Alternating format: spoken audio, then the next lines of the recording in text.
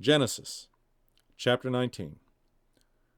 The two angels entered Sodom in the evening, as Lot was sitting in Sodom's gateway. When Lot saw them, he got up to meet them. He bowed with his face to the ground and said, "My lords, turn aside to your servant's house, wash your feet, and spend the night. Then you can get up early and go on your way." "No," they said, "we would rather spend the night in the square." But he urged them so strongly that they followed him and went into his house. He prepared a feast and baked unleavened bread for them, and they ate. Before they went to bed, the men of the city of Sodom, both young and old, the whole population, surrounded the house. They called out to Lot and said, "Where are the men who came to you tonight? Send them out to us so we can have sex with them." Lot went out to them at the entrance and shut the door behind him. He said, "Don't do this evil, my brothers. Look, I've got 2 daughters who haven't been intimate with a man. I'll bring them out to you, and you can do whatever you want to them. However, don't do anything to these men, because they have come under the protection of my roof." "Get out of the way," they said, adding, "This one came here as an alien, but he's acting like a judge. Now we'll do more harm to you than to them." They put pressure on Lot and came up to break down the door. But the angels reached out, brought Lot into the house with them, and shut the door. They struck the men who were at the entrance of the house, both young and old, with blindness, so that they were unable to find the entrance. Then the angels said to Lot, "Do you have anyone else here, a son-in-law, your sons and daughters, or anyone else in the city who belongs to you? Get them out of this place, for we are about to destroy this place, because the outcry against its people is so great before the Lord, that the Lord has sent us to destroy it." So Lot went out and spoke to his sons-in-law, who were going to marry his daughters. "Get up," he said, "get out of this place, for the Lord is about to destroy the city." But his sons-in-law thought he was joking. At daybreak, the angels urged Lot on, "Get up, take your wife and your 2 daughters who are here, or you will be swept away in the punishment of the city." But he hesitated.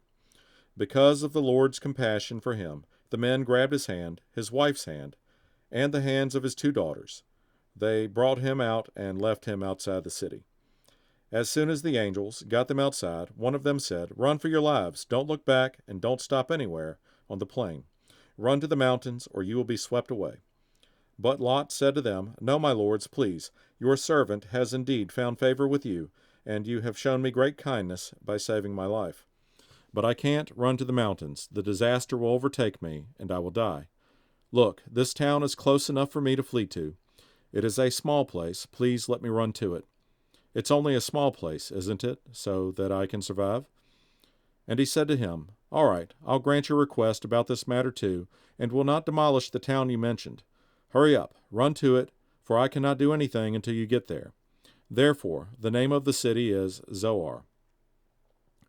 The sun had risen over the land when Lot reached Zoar. Then out of the sky the Lord rained on Sodom and Gomorrah burning sulfur from the Lord. He demolished these cities, the entire plain, all the inhabitants of the cities, and whatever grew on the ground. But Lot's wife looked back and became a pillar of salt. Early in the morning, Abraham went to the place where he had stood before the Lord. He looked down toward Sodom and Gomorrah and all the land of the plain, and he saw that smoke was going up from the land like the smoke of a furnace. So it was, when God destroyed the cities of the plain, he remembered Abraham and brought Lot out of the middle of the upheaval, when he demolished the cities where Lot had lived. Lot departed from Zoar and lived in the mountains along with his 2 daughters, because he was afraid to live in Zoar. Instead, he and his 2 daughters lived in a cave. Then the firstborn said to the younger, "Our father is old, and there is no man in the land to sleep with us, as is the custom of all the land. Come, let's get our father to drink wine so that we can sleep with him and preserve our father's line." So they got their father to drink wine that night, and the firstborn came and slept with her father. He did not know when she lay down or when she got up. The next day the firstborn said to the younger, "Look, I slept with my father last night. Let's get him to drink wine again tonight so you can go sleep with him, and we can preserve our father's line." That night they again got their father to drink wine, and the younger went and slept with him. He did not know when she lay down or when she got up.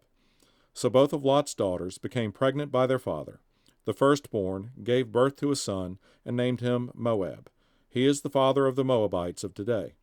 The younger also gave birth to a son, and she named him Ben-Ammi. He is the father of the Ammonites of today.